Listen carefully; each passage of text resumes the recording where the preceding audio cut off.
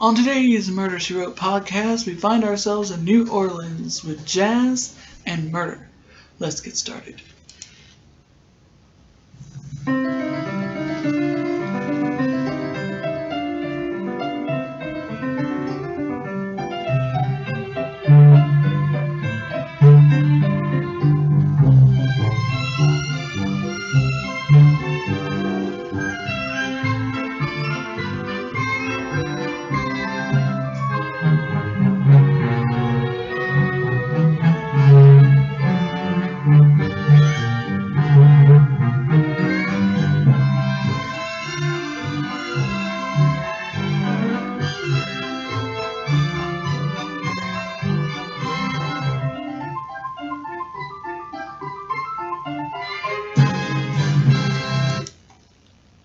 Hello guys, and welcome to the Murder, She Wrote podcast, where I watch every single episode of the hit 80s/90s show Murder, She Wrote, starring 3-time Academy Award nominee and 5-time Tony Award winner Miss Angela Lansbury.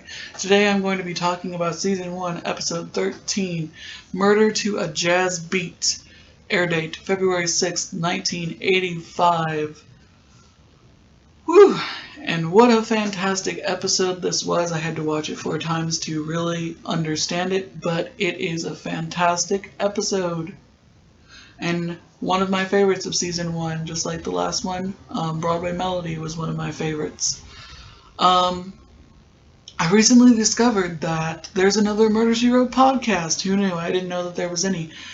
This one's called Cabot Cove Confidential, Murder, She Wrote podcast. They pretty much do the same thing that I do, only different.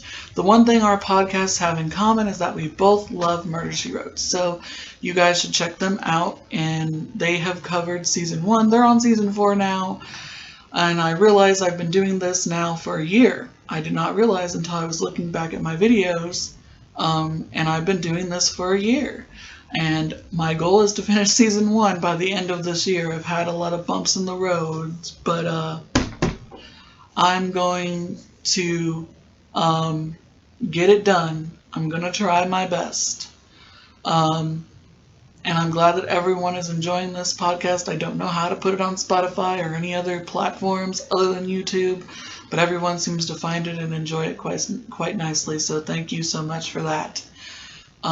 Especially everyone in the All Things Murder, She Wrote Facebook group that I'm a part of on Facebook, and as well as the one Jessica Fletcher Murder, She Wrote group.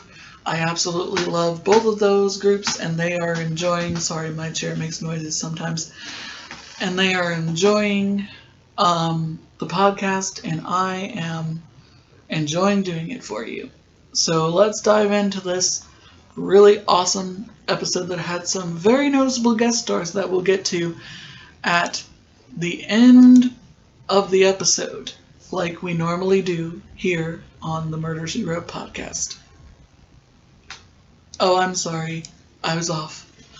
The episode actually aired on February 3rd, 1985. Sorry. So we find ourselves in New Orleans, but I believe this episode was filmed entirely on the Universal backlot, like the last one that I did called Broadway Melody, which if you didn't listen to that episode, I think you should check it out. It's one of my favorite episodes, as well as this one is. So Mrs. Fletcher is in a cab with Lafayette, played by Garrett Morris, who is known for being in Saturday Night Live, and he was in one of my favorite sitcoms and a recurring role on Two Broke Girls on CBS that unfortunately is not on the air anymore, but I loved that show. I thought it was hilarious, and I thought he was hilarious in it. So Lafayette is telling her different ways that she can make gumbo, and he's telling her how awesome the city is, and they just seem like they became friends, from him picking her up at the airport to her driving him around. And you can tell that this was not shot on location or anything because Jessica and Lafayette are in a car, and they do that age-old effect where they have the car on rollers and there's a projector behind them that's showing cars driving. In some episodes, it's aged well. In this episode, it did not. You can tell. You can totally tell. Jessica Fletcher is really nice to this man, and she's enjoying the conversation back and forth, and then she goes, "Oh no, I'm late for a television taping." And he goes, "Miss Jessica, are you a celebrity?" And she says, "In a way I am, but in a way I'm not." And he says, "Okay, well, why didn't you say so?" And he drives really crazy and gets her to the TV station. And he says, "You just call me up and I'll take you sightseeing off the meter."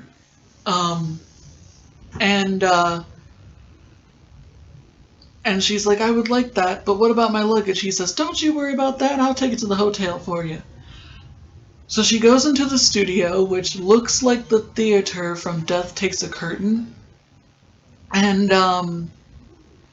I don't know, sometimes they use the same locations when they filmed. It looks the same, but I could be wrong. Basically, she goes in and she's like calling, Jonathan, where are you?" And Jonathan sees her up from the booth where they control like the TV cameras and lighting and such. And he comes down and goes, "Jessica, it's so great to see you, but what are you doing here?" And she goes, "Well, Jonathan, I'm here for the taping, of course." And he says, "Jessica, that was supposed to be on Wednesday, the 23rd. Or the 24th. This is the Monday, the 22nd. And she looks at her date book and she goes, "Oh no, I mixed up the dates. I was supposed to be dedicating a new school library 45 minutes ago." So Jessica's life has dramatically changed from this just being a hobby to now being a full-time job. She's traveling from one location to the next, and murder follows her everywhere she goes. Jonathan says, "But that's okay. This is great because I can show you around New Orleans. I could take you to the French Quarter. There's some really great jazz musicians there I'd like to introduce you to. So this is going to be great." So she takes her to a restaurant, and we get introduced to Eddie, played by Stan Shaw, who I instantly recognized. And we'll get to who he is, like I said at the end, when we do the guest stars. He's taking a cup of coffee to Ben Coleman, and Jonathan introduces him and Mrs. Fletcher, and he says, "Well, Mr. Wyman, I gotta get this coffee to Ben because he doesn't like when it's cold." Eddie seems a little slow. I don't know if he's a disability or not. They don't exactly elaborate on that, but that's okay. Awesome performance by Stan Shaw. Awesome actor. Jonathan and Jessica and Eddie goes to Ben's table where he's with two random guys and his manager, Aaron Kramer, and a random girl who we never see again. I don't even know her name. Ben is talking about breaking up the act and going to Vegas because apparently he's gotten so good that he's such a good jazz musician that he's going to take his act to Vegas. And he's dropping his bandmates, Yubi, Heck, and Jimmy. Mrs. Fletcher, Jonathan introduces Mrs. Fletcher to Ben, and Ben says, "Any friend of Jonathan's is a friend of mine." And then Mr. Kramer introduces himself to Jessica and says that he knows exactly who she is, that he has read all her books, and that she has kept him up at night, and says, "You see these bags under my eyes? You caused that to happen, my dear lady." And she says, "Well, I apologize, but at least I know it was good since you stayed up and read it." So As if on cue, Yubi shows up and demands to know why Ben is dropping him. And Ben says, I need a new sound. I need someone who's not so old-fashioned. And Yubi says, Ben says at first, we'll talk about this later because Mrs. Fletcher is there and so is Jonathan. And Mrs. Fletcher is a complete stranger and does not even know what's going on. And Yubi refuses to stop talking and stays there and says, are you going to drop Callie too? And Callie is Ben's wife. She's been his wife for 16 years. And he says, no, just you three. And Mr. Kramer says, don't you worry, Yubi. I got other groups lined up. I'll try to get you other work. And Yubi says, after everything we've been through, Ben, I stood up at your wedding to Callie. He said, everything we have done, you're just going to drop me like that? I should kill you. And Ben basically tells him, oh, we know, your guts are strapped tight around your belt buckle, making a crack about his weight, because Yubi is a little overweight. So he leaves, and Yubi leaves, and Kramer says, well, I hope that doesn't stop you from coming to see the taping tonight in the Bourbon Street barn that we're having tonight. And Mrs. Fletcher hesitates, not sure what Mr. Kramer's talking about, and Jonathan says, you'll be there. And then Mr. Kramer excuses himself, leaving them alone. Jonathan gets up and sits next to Jessica and says, it was going to be a surprise. Please, Jessica, will you come? And she's like, I guess. This might be interesting. So they go into the barn. We find ourselves in a barn that looks like it was a barn, but it was turned into a bar. And there are a bunch of cameras around, and the band is rehearsing. And backstage, we finally get introduced to Callie, played by Olivia Cole, who I instantly recognize, but we'll get to her a little bit later. Basically, Eddie comes in and gives her a rose, and she says, what's this for, Eddie? And he says, because you're special. And she says, you're special too. And Eddie says, Ben's going to Las Vegas, and he's not going to take Yubi or Heck or Jimmy with us. And she said, I know, Yubi told me. And he said, about the girl that he had at the restaurant today? And she said, yes, I know. She won't last. Just like all the others, she'll go away. She won't be here for long. And Eddie goes, sometimes I really hate Ben. And she says, sometimes I hate him too. But there are a lot of qualities he has that makes us love him all the more. Isn't that right, Eddie? And she strokes his cheek. Meanwhile, Jonathan and Jessica show up and immediately go backstage, and they overhear a heated argument between Mr. Kramer and Ben off screen, which we find out what the argument was later. Mr. Kramer says, you're going to regret this, Ben. You may be talented, but without me, the world ain't going to see it. And then when he notices that Mrs. Fletcher is standing there, he says, I'm sorry, what's a few strong words with friends? And she says, I hear it clears the air. He says, come on, Jonathan, come on, Jessica, I got seats for us. Meanwhile, Callie comes out of her dressing room, and Ben comes out of his, and Callie hands him a stick of gum, which apparently he's chewing gum because he's trying to quit smoking, which is what most smokers do when they're trying to quit.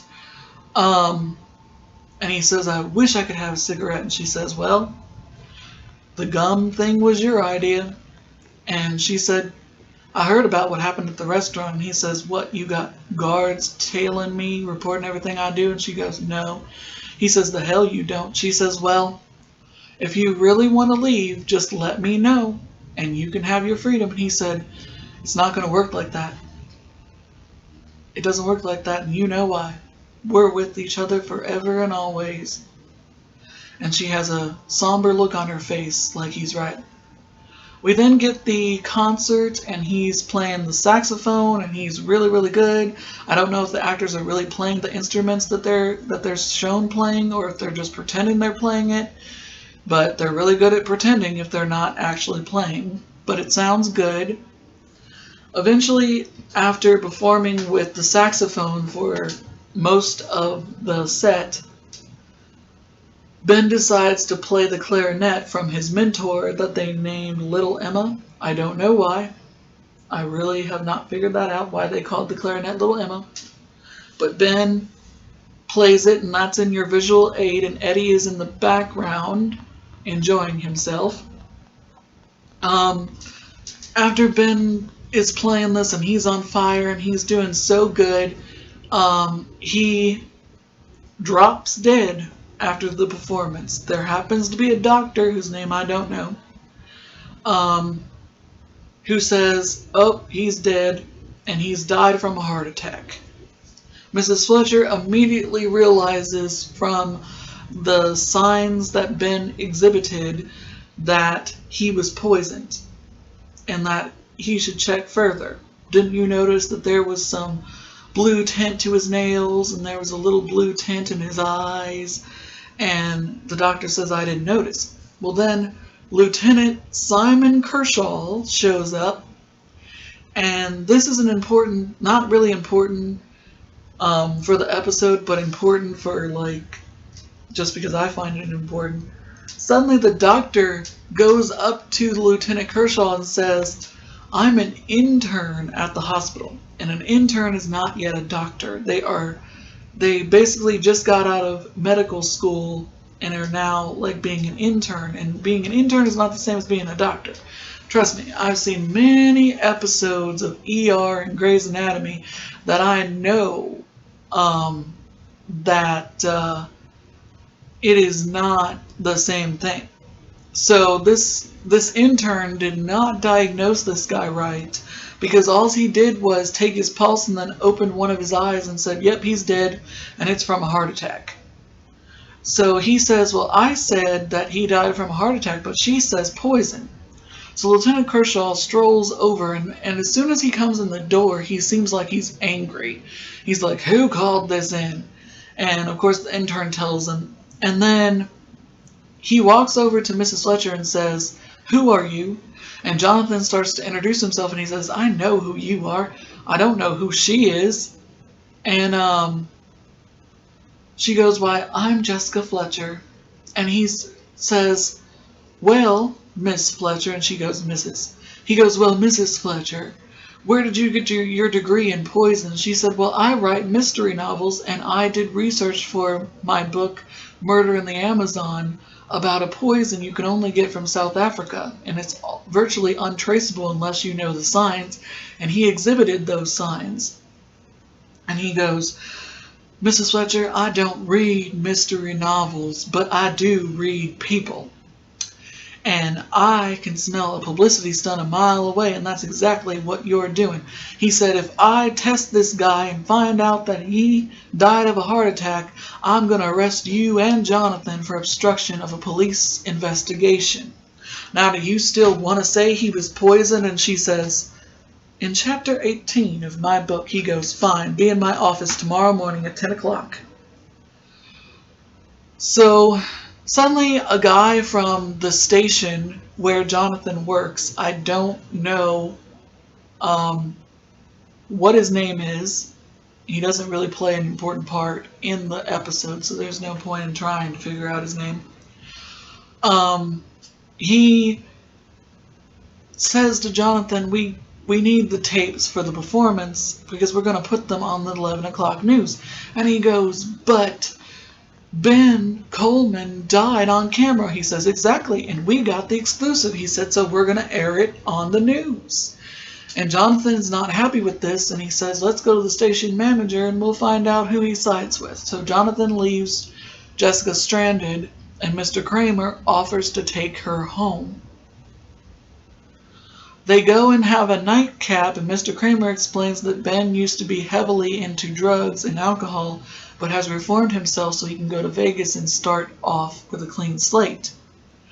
He tells her that he has lots of acts lined up throughout the city and that he is not talented himself but has a good ear at listening to other people who are. So that's how he came to be with Ben. And Mrs. Fletcher says, so you're like a patron of the arts. He says, I just have a really good ear. The next morning, Jessica's at Lieutenant Kershaw's office at the police station, and they're watching the highlights of the broadcast of Ben Coleman's murder the night before. The lieutenant says, it is so horrible for Jonathan to have done that. And she goes, Jonathan Wyman is a wonderful man, and he wouldn't. He says, don't defend him to me, Mrs. Fletcher. And suddenly Jonathan appears in the doorway, recovering from a hangover, and says that the station manager sided with the other guy and so he quit. And the lieutenant says, okay, so I was wrong. He then pulls out a copy of Jessica's book, Murder in the Amazon, and tells Jessica that she was right. They found poison in his lungs. But the question is, how was he poisoned? And this is why I had to watch the episode more than once. So Jessica says, Jonathan, you had 3 different cameras. Maybe the killer is on one of these tapes.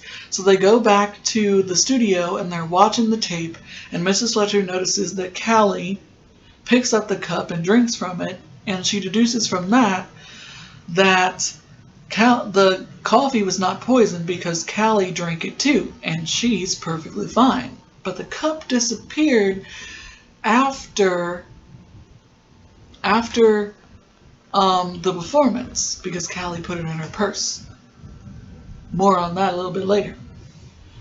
So then the guy from earlier that insisted upon putting Ben's death on television on the 11 o'clock news comes in and says, Jonathan, you do not have authorization to use this equipment, and go all willy-nilly. And then he sees the detective and he says, official police business. And he says, of course we're always ready to cooperate with the authorities. Mrs. Fletcher doesn't like the guy, and so she says, you know, it's a shame that Jonathan doesn't work here anymore. I have a theory about the murder, and I could have talked about it on Jonathan's show, but he doesn't have a show on this network anymore, so perhaps somebody else will be interested in what I have to say. When they're leaving, Lieutenant Kershaw says, what is this theory of yours, Mrs. Fletcher? She says, well, I haven't quite worked it out just yet, Mr. Lieutenant Kershaw, but that man just made me so mad that I had to say something to fool him. Maybe I helped get Jonathan's job back. So after this, Mrs. Fletcher asks for a cab, and Lafayette is there again. Whenever she gets in a cab, he's always there. I don't know if he's like the only cab driver in all of New Orleans, or they just said, let's just use him in every scene that has to do with a cab driver. She says, everything you said about knowing everyone there is to know in New Orleans, is that true? Do you know where I could find UB and Heck and Jimmy? And he says, as a matter of fact, I do. He takes her to a cafe where they're auditioning to be the entertainment there, but the owner basically tells them that he doesn't think that it's going to work out. UB says, obviously, I'm the prime suspect because I said I should murder him, but I did not. And Heck is about to say something about Mr. Kramer because Mrs. Fletcher says, well, Mr. Kramer told me that he has work lined up for you guys, so he should be able to find you something. And Heck starts to say something, and UB stops him and says that Mr. Kramer tries his best, but he might not be able to find us anything. And Jimmy says that he's not a very good businessman. So Mrs. Fletcher is leaving the cafe when she runs smack dab into Mr. Kramer. And Lafayette says, come on, let's go, Mrs. Fletcher, and is trying to tell her subtly that Mr. Kramer is not a nice guy and that she needs to go. And Mr. Kramer sees Lafayette and says, do I know you? And he says, no, not particularly, but I know all about you. But despite Lafayette's demeanor and his subtle way of trying to tell Mrs. Fletcher that she should just go with him, she decides to get in a car with Mr. Kramer. Again, there's that effect where they're not really driving and they're not wearing seatbelts, I noticed. While in the car, Mr. Kramer, for some reason, tells Mrs. Fletcher that the argument that happened between him and Ben was Ben had fired him and did not want him to be his manager anymore, and that he found out that Ben had been smuggling drugs into the country when they went to South Africa. But Mr. Kramer isn't smuggling in drugs. He is smuggling in art and coins and all kinds of other stuff you're not supposed to bring into the country, I guess. Why he tells Mrs. Fletcher this, I don't know, but he does. And he also, Mrs. Fletcher asks him, she says, well, would Callie have killed Ben? And he says, no, Callie's been putting up with Ben for years. And we get this story that Lieutenant Kershaw had told earlier that I forgot about, I'm sorry, that 14 years ago, Ben and his brother were accused of robbing a store and another guy, but Callie had said to the police that they were with her all night. And so she's been putting up with Ben's stuff for 16 years because they've been married ever since. So Mr. Kramer tells her all of this for some reason, I don't know why.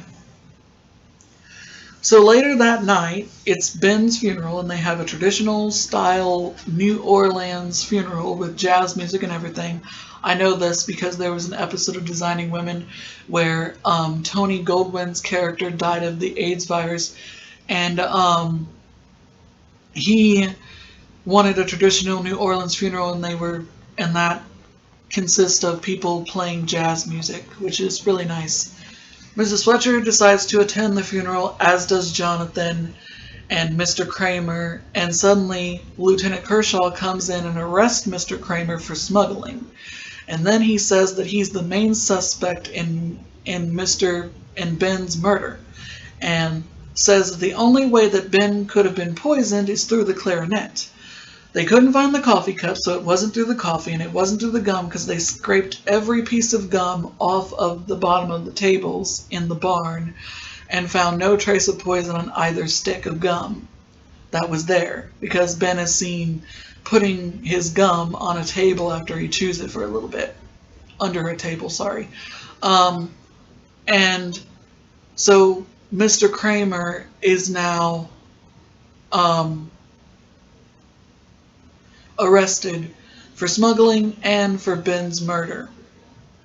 Mrs. Fletcher goes back to the police station and says that Mr. Kramer had no motive, that Ben basically fired him too.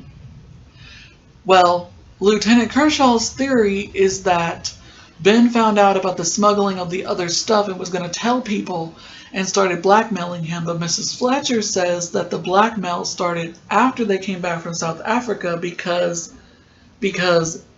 Ben had smuggled the drugs in, not Mr. Kramer. But Lieutenant Kershaw feels he's right and refuses to listen to Mrs. Fletcher until the phone rings and the lab tells them that they found no trace of anything in the clarinet.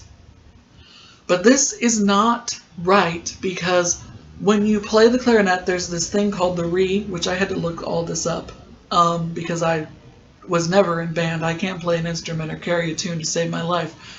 But apparently when you play an instrument, there's this thing that collects all your saliva so that when you're playing it and spit is like going down, it catches it in this thing so that that it won't affect the sound of the instrument that you're playing. So that's been completely cleaned and there's no traces of poison or anything in it. Later the next day, Mrs. Fletcher is going to do Jonathan's show because his job is now back on at the station. But Jonathan finds out his show is going to be live. Mrs. Fletcher sits there as they argue about it, watching a commercial about a stain removing thing that removes stains from dentures and various other household items. And that's where she gets her epiphany. She then runs out of the studio, leaving Jonathan in the lurch, gets into a cab, it's Lafayette again, and he has one of the best lines in the whole entire show. He says, "Of all the places I could take you, Mrs. Fletcher, that place is dead." Get it? It's a cemetery. So he takes her there, and Ben is now in a closed casket with flowers on there. They're playing jazz music again. And Mrs. Fletcher wraps it all up for us. So spoiler alert, as you know, I'm going to do this. Our murderer was Eddie, but this is a very emotional and thought-provoking monologue in Stan Shaw, who played Eddie, deserved a freaking Emmy Award, as well as the guy that played the murderer in Broadway Melody in the last episode, because this is a very complex reason as to why he did this. Mrs. Fletcher figured it out, as well as Callie had figured it out. Callie put the cup in her purse because when Mrs. Fletcher said that he had been poisoned, Callie knew exactly who had done it. It wasn't through the coffee, it wasn't through the gum, it was through the clarinet. And the only person that was allowed to handle that clarinet was Ben or Eddie. Ben never made fun of Eddie. Ben always respected Eddie for who he was. And he never was mean to him, but he was mean to everyone else around him. His band, Callie, everyone. Basically, Eddie reveals that 14 years ago, he was one of the ones in the robbery with Ben, and that he actually did do the robbery. Callie lied and said that they were with her all night, and there was overwhelming evidence, and they could not prosecute them. Ben married Callie shortly thereafter, and he was always afraid that she was going to go to the cops and tell them what really happened. The reason why Ben smuggled the poison out of South Africa was to kill Callie so he could have a clean slate when he went to Las Vegas to start his career over. Not wanting the whole hanging over his head that if Callie left him, she would tell the cops what really happened all those years ago. So Eddie poisoned Ben before he could kill Callie. And he starts to cry because he loved Ben so much, and he loves Callie too. And it's such a beautiful performance. And that's where the episode ends. I absolutely loved this episode. It had so many twists and turns, and I think we're finally getting into the good episodes of season 1, where there's lots of twists and turns and it's not so straightforward. So let's get to our guest stars in alphabetical order. First up is Olivia Cole, who played Callie, and I recognized her almost instantly. She unfortunately passed away in 2018 at the age of 75, but she is known for Roots. I remember her in that. Backstairs at the White House, Something About Amelia, and The Women of Brewster Place. That was a good one too. This is not her only episode of Murder, She Wrote. She'll be in another. She was in 31 different things. Her last known credit is First Sunday in 2008. She was in The Women of Brewster Place, and then the TV series based on that. And from what I recognized her from, she was in the miniseries North and South, which would have aired in November of 1985. And she also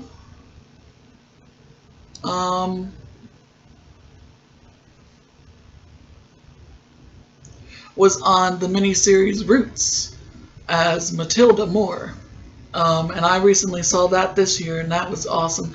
She was also on Guiding Life from 1969 to 71, so she's a really good actress, and it's nice to see her in this. And she left a legacy behind, believe me.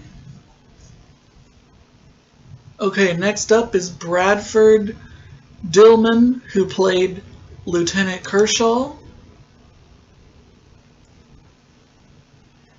He also died in 2018 at the age of 87. He is known for The Enforcer with Clint Eastwood, Sudden Impact with Clint Eastwood, Escape from the Planet of the Apes, and Consumption. He was in 142 different things, and his last known credit is Murder, She Wrote. This will not be his only episode. He will appear in a handful of others. Let's see.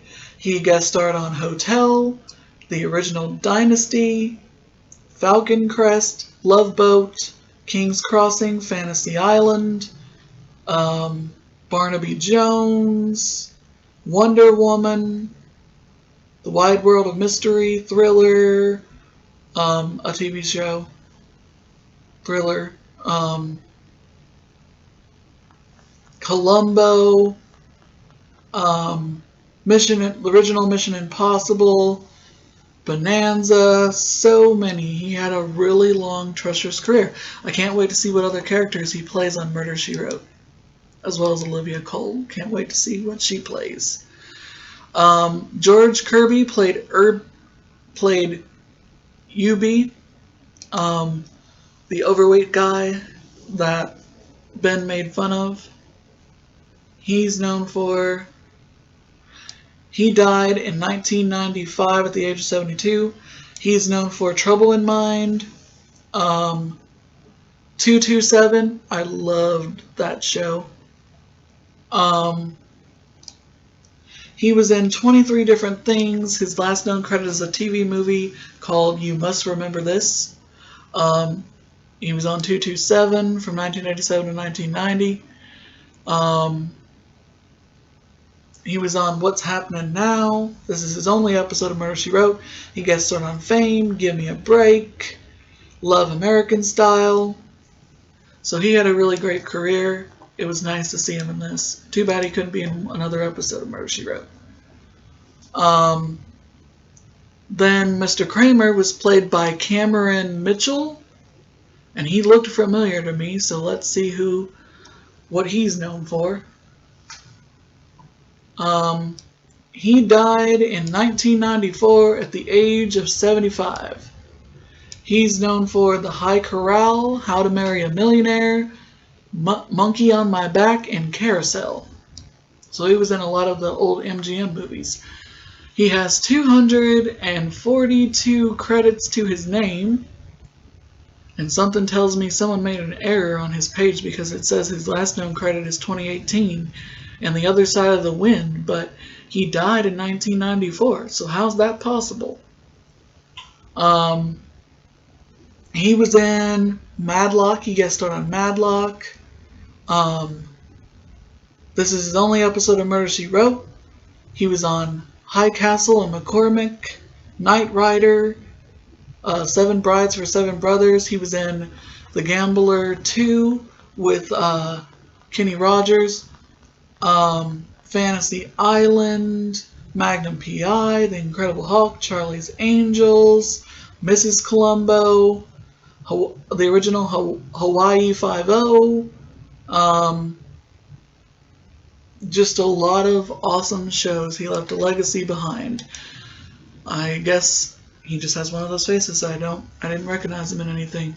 Then there's Garrett Morris, who played our favorite cab driver, Lafayette.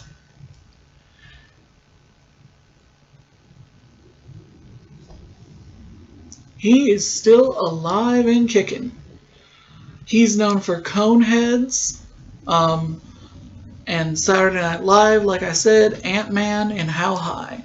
He's been on 106 different things. His last known credit is a TV miniseries for this year called Self-Made, inspired by the life of Madam C.J. Walker. Oh, that has Octavia Spencer in it. He was also in Station 19, spinoff of Grey's Anatomy, This Is Us, Scandal, Two Broke Girls as Earl. Loved him on there. Highway to Heaven. Oh, sorry, no. Wrong. Halfway Home. I don't know what that... According to Jim, the Jamie Foxx show, Justice League, he did a voice on there. Martin, ER. He's been on everything. Married with Children, Who's the Boss, 227, The Love Boat, The Twilight Zone, Hill Street Blues, Murder, She Wrote. This is his only episode of Murder, She Wrote. The New Scooby-Doo Mysteries, The Jeffersons. Saturday Night Live was his big gig. He was one of the first regulars when the show first started. He was hilarious. He's hilarious. He was also on General Hospital. I didn't know that. Awesome actor. He's hilarious, you guys. Anything he's in, he makes you laugh. He was the best part of the episode.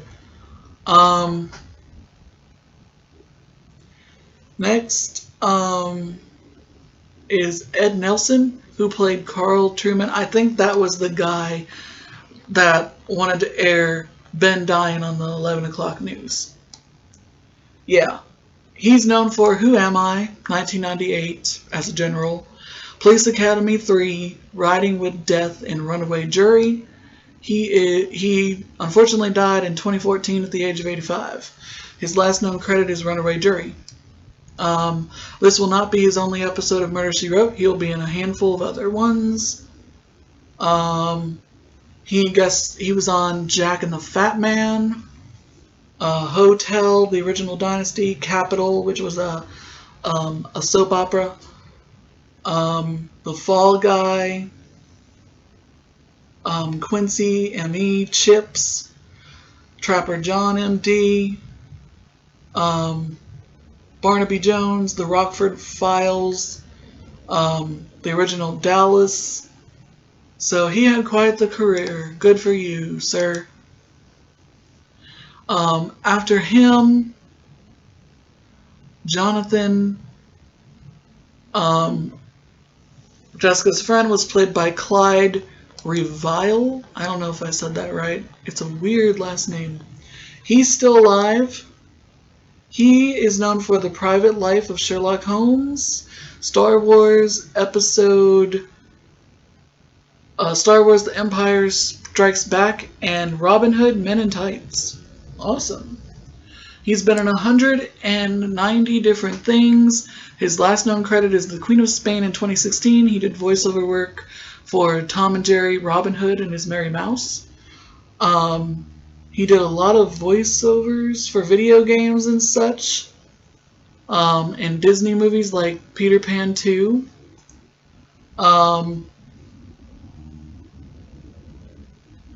Batman the Animated Series, Star Trek The Next Generation, The Smurfs, Mighty Mouse, Newhart. He was on Newhart, Pound Puppies, Transformers, the movie, in 86, Twilight Zone. He did voices for Alvin and the Chipmunks, Scooby-Doo. He was on Heart to Heart. He was in the movie with Melissa Gilbert, The Diary of Anne Frank.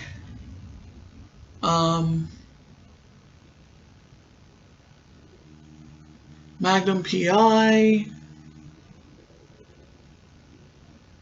And I think this is his only episode of Murder, She Wrote. So he is quite a good actor and has done a lot of voiceover work. That's awesome. I like that. Alright, Stan Shaw played our killer, Eddie Waters. He is still alive and has been acting for a long time. He's known for Monster Squad, Cutthroat Island, Daylight, one of my favorite movies, and Rising Sun. He's still acting to this day. He's got 70 credits. He was on Young and the Restless recently, A Christmas Winter Song, Criminal Minds, another one of my favorite shows. CSI Investigation, another one of my favorite shows. X-Files, another one of my favorite shows. This will not be his only role on Murder, She Wrote. He also was in North and South miniseries Part 3 of Book 3. He guest starred on Matlock, LA Law, so I like him. He's an awesome actor. He should have been in. He should have got an Emmy Award for his performance in this episode because it was so good. We got Bobby Sherman, as Jimmy, one of the band members that was dropped. He's known for Bad Santa, Here Come the Brides TV series, and Christine soundtrack. I don't know what that is. He was in 25 different things. He's still alive. And his last known credit is Frasier in 1997. This is his only episode of Murder, She Wrote. He was on The Love Boat, The Misadventures of Sheriff Lobo, Fantasy Island, Emergency, The Partridge Family, Here Come the Brides. So he had quite an impressive career. I wonder why he stopped acting. Glenn Truman played the role of our murder victim, Ben Coleman. He's still alive. And he looked familiar, so let's see if I know. He's known for Super 8, John Dies at the End, Sahara, and Burlesque. Oh yeah, I did see him in that. He's still acting to this day. His latest credit is Fargo, the TV series. He was in Mr. Mercedes, Claws, American Gods, How to Get Away with Murder. That was a good show. Queen Sugar.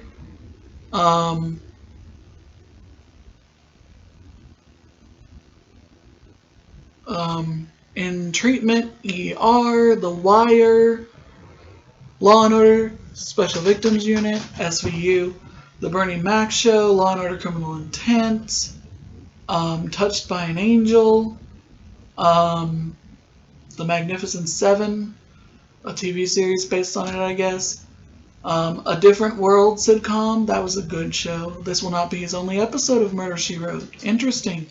He also guest starred on Matlock, The Twilight Zone, T.J. Hooker, Fantasy Island. So yeah, I've probably seen him on a couple of those shows I mentioned. He's had quite the career. You go, Mr. Truman. And, that's it. That's all our guest stars. Well, guys, this was a wonderful episode. I really loved it, and my next episode that I'm going to do is called My Johnny Lies Over the Ocean, and I love that episode because Vicki Lawrence from The Carol Burnett Show and Mama's Family's in it, making her first appearance of many on the show, and I honestly can't wait to watch it again and then do it for the podcast. So I hope you all enjoyed this. And I'm going to try to get season 1 done. I'm on disc 4. I only have 2 discs left, and I'm going to try to shell it out as quickly as I can. Thanks for listening. I hope everyone had a wonderful Thanksgiving, and I hope you all have a wonderful Christmas, and I'll see you in the next one, and happy crime solving!